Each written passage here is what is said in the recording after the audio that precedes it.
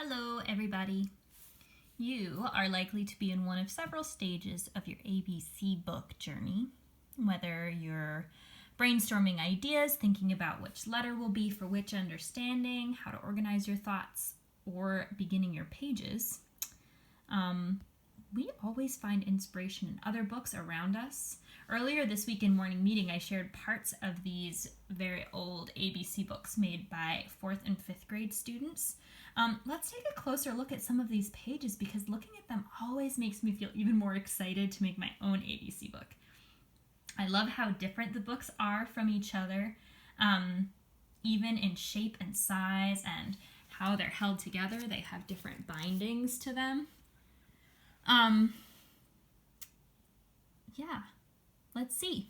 This book about auroras has a page here. Let's see if I can find it.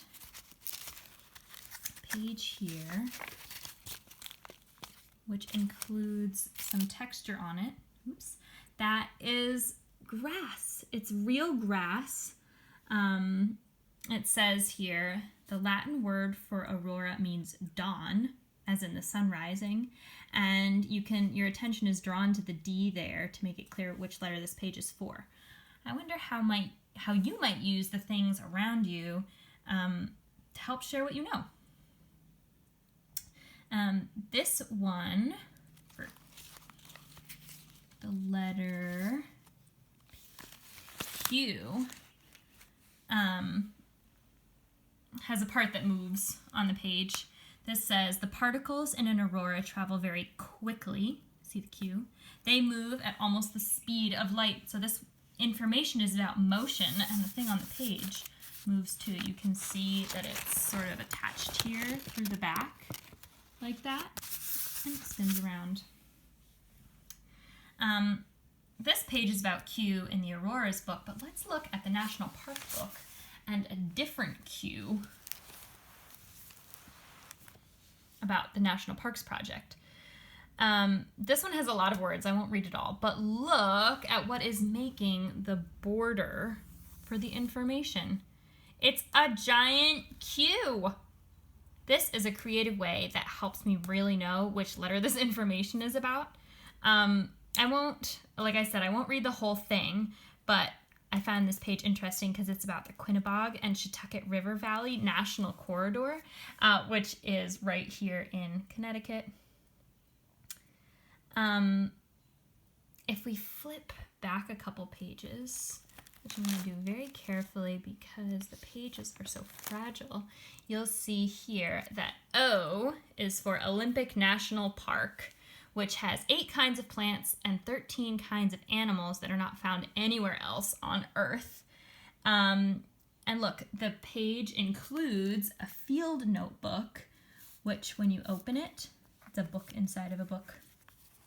There is more information about those plants and animals here inside the field notebook that's attached to the whole page. One thing I really like about this book is that it's handwritten, which is probably similar to how you'll be doing this too. And you can tell the author really wanted to make their letters clear for when others were reading it. If you look really closely, you can even see that there are pencil markings underneath the black marker, and places where things were done and erased to just be made a little bit more thoughtful and clear. Makes me think of our 100 charts or some of the paragraphs that friends have written in Meadow, and so I thought that was a neat connection here with this book.